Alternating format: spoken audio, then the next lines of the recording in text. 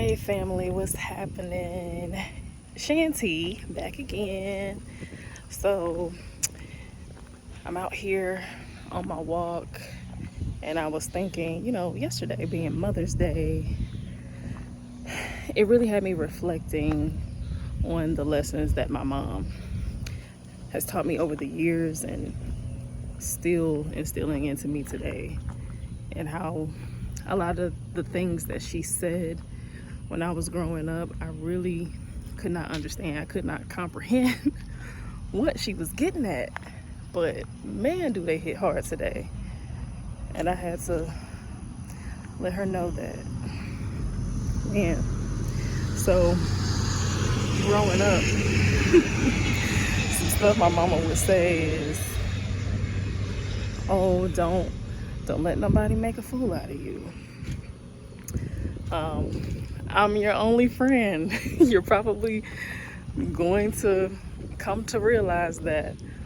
Or maybe you won't have a lot of friends. You might have one good girlfriend.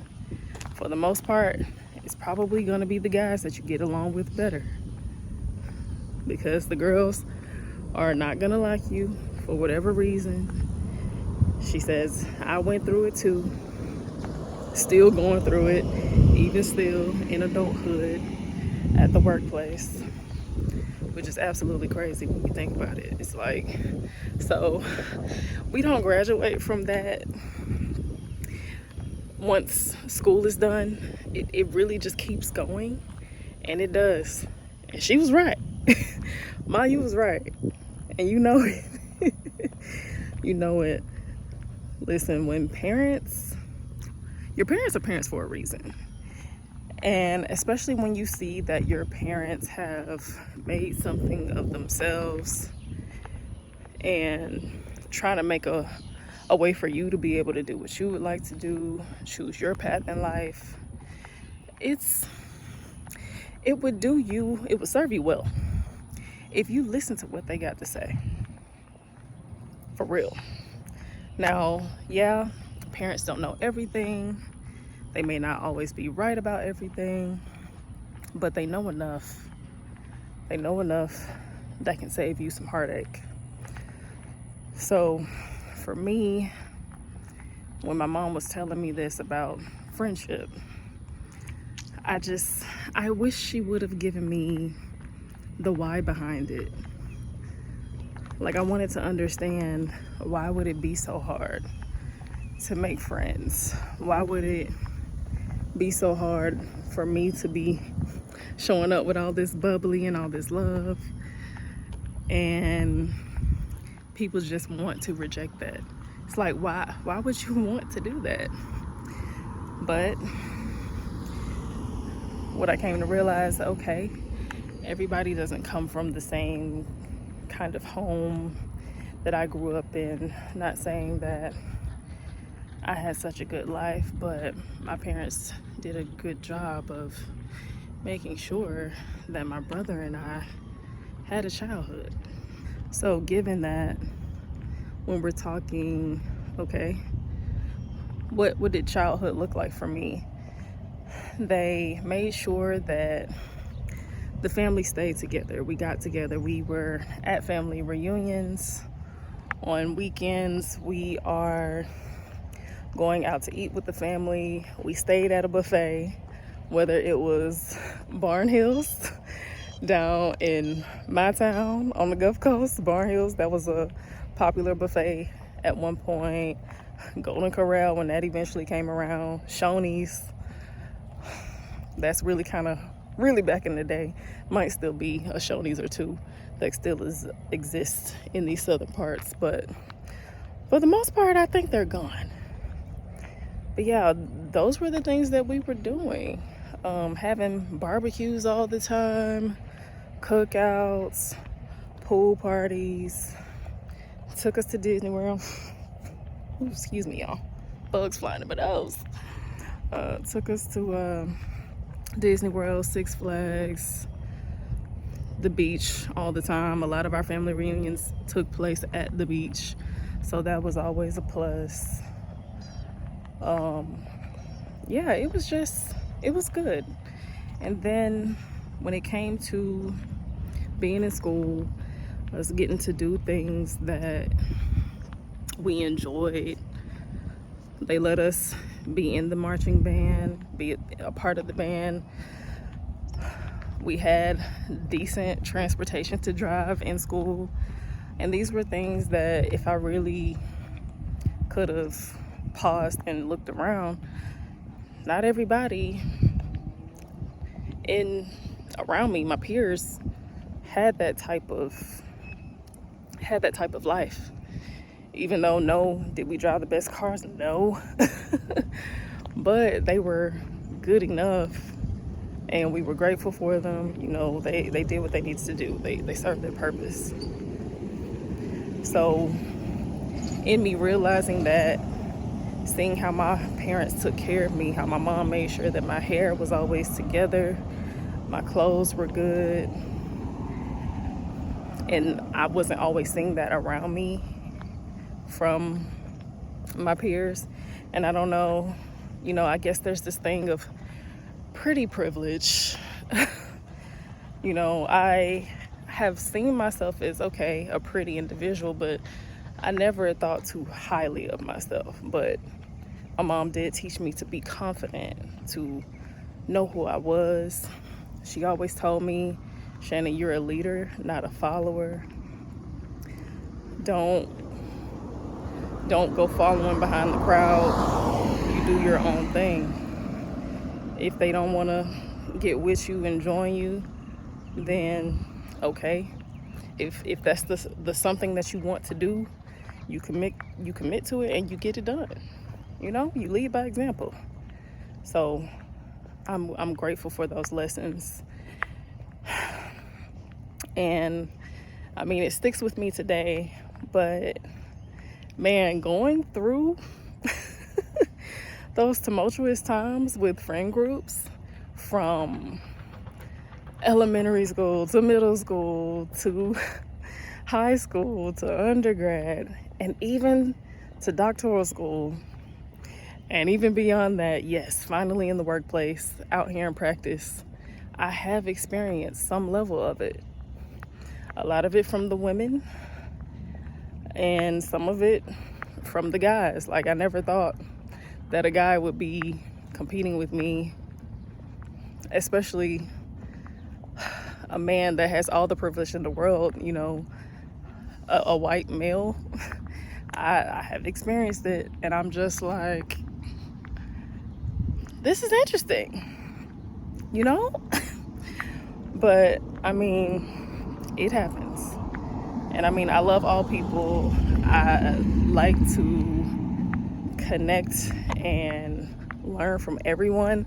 So the fact that these things happen, I'm always flabbergasted. But I shouldn't be surprised, because as a believer, you know, I am called to be in the world, shine my light. You know, that's what we're all called to do, all those of us who are believers. But you know, we are also told that there is going to be hardship. There is still going to be adversity.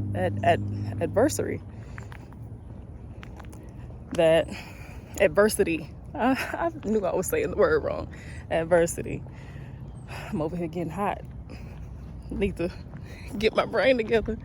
But yeah, there's going to be adversity that we're facing out here in the world, and we gotta stay spiritually fed.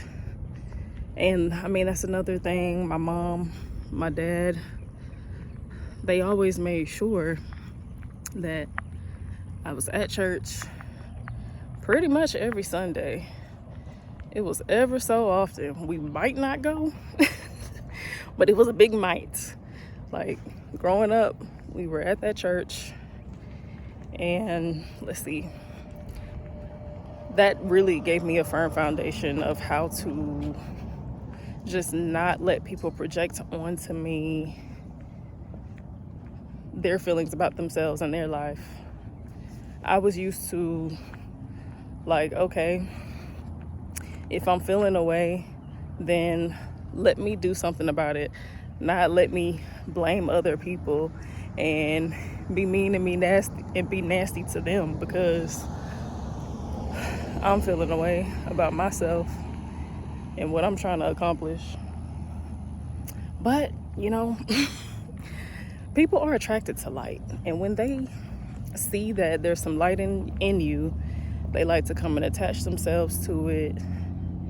And, if you ain't up on game, if you green and you don't really know nothing, you ain't been schooled, then eventually they will build this rapport with you and they'll get to feeding your head with all kinds of things that you're like, wait, what? Where did that come from? You think what now? Wait, I need to do what? And not to say that, you yourself are perfect because you're positive, because you're talented, whatever the thing might be, whatever your gifts are. But you just have to be careful of protecting your energy.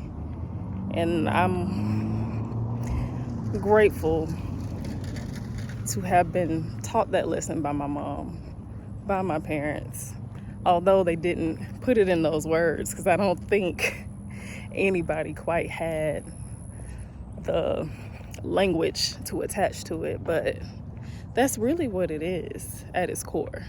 It can get very lonely when you're trying to build your thing. I think I've mentioned this before. When you are on your right path, trying to do the right thing, trying to really accomplish your goals, and especially when you are trying to do something within your bloodline that nobody else has ever done. I mean, my mother has gotten several degrees. I'm so proud of her. I think I'm either the first or one of the first in my bloodline to get my doctorate. And I mean, we think of those things as, normal things that maybe we're supposed to do. You go to school, you go to college, you get your degree, but it's not small by any means. And spiritually, you really begin to feel that. You feel those attacks when you're like, oh, I'm almost at the end. Should I just quit? But again, having the support of people who care about you, your parents, my mom, she was also, I believe, still in school at the same time that I was in school, and she's a nurse. She was like, no, like, you got to keep going. And when I think about how she was in school while taking care of sick relatives, her mom, her father, her uncle, on top of taking care of us, just still getting it done, not necessarily making it look easy, but just still doing it, just not giving up. I gotta be thankful and grateful for that example, because representation is very important, and to have it right there in my household, in my family tree, I just gotta say amen, hallelujah.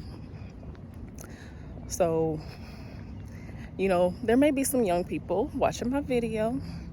I'm 30 something out here. I'm still on the younger side, but I have lived some life, been through some things, man. And I just wish that with some of the things that my mom was trying to teach me, I would have gotten them sooner. So also, parents out there, when your child is asking you why, you're telling them, I don't think you should do that, and they ask you why, please make sure that you are telling them the why behind that thing. it is so important that they get it here so that they truly understand how to move through this life. Like, not being schooled on the game of life. And it's crazy to say the game of life, but there is a game to be played. With all the systems in place, the way the world works, you gotta be on it. So let your kids know the why. Hopefully you are instilling similar lessons into your children as well. But shout out to all the mothers out there who are doing the thing, especially those single mothers. I salute you and I applaud you. I'm not a mother yet, but listen, I step in here and there for my cousin. So listen, I can definitely sympathize and empathize right with you. But I love you guys. Hope this has blessed you. And remember, you always land where you belong. But I'll see y'all next time. Bye.